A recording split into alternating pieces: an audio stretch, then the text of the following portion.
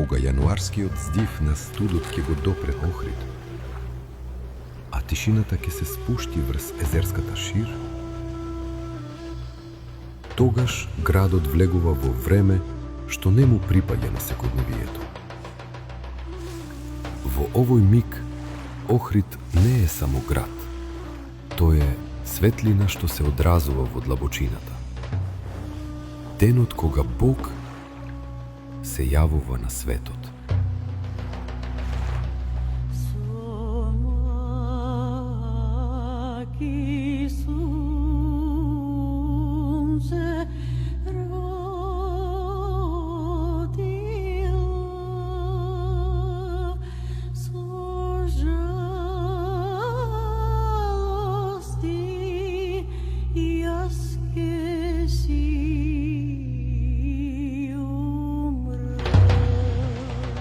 Денот кога Христос влегува во водите на Јордан, а небесата се отвораат.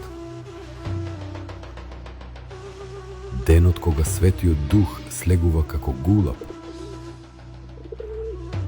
а гласот на Отецот ја разнесува тишината. Овој е мојот возлюбен син. Со векови Охрид го чува овој ден како неискапоцено предание. Под црквите и манастирите, меѓу камените улици и тивкиот здив на историјата, водици се живеат.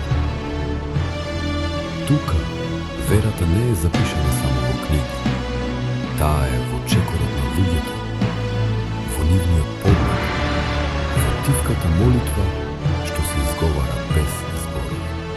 Од тој миг водата повеќе не е само вода.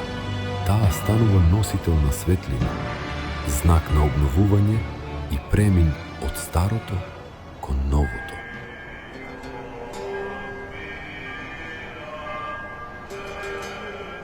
Утрото започнува со молитва. Минатото, сегашноста и вечноста се допираат во еден миг.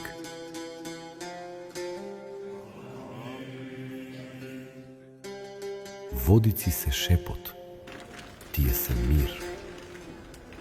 Осветената вода се носи во домовите како спомен на божествениот допир. Тивка заштита за деновите што доаѓаат. Водици во Охрид не е само празник. Тоа е средба. Тоа е светлина. Тоа е тивка вечна вера. Нека е за многу години. Како ќе да разграна, како ќе песни стигна, како плава градина, каменка во гадеса.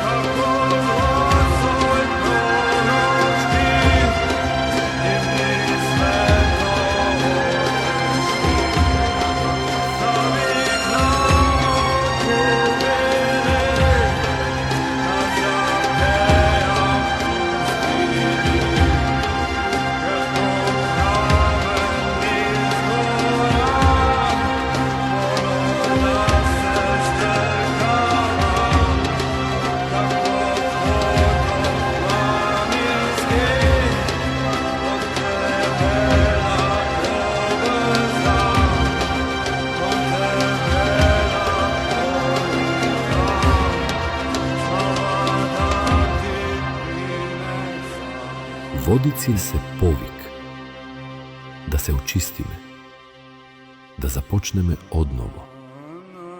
И додека осветената вода се разлева, додека молитвата се издигнува, светот за миг застанува. Средба меѓу небото и земјата.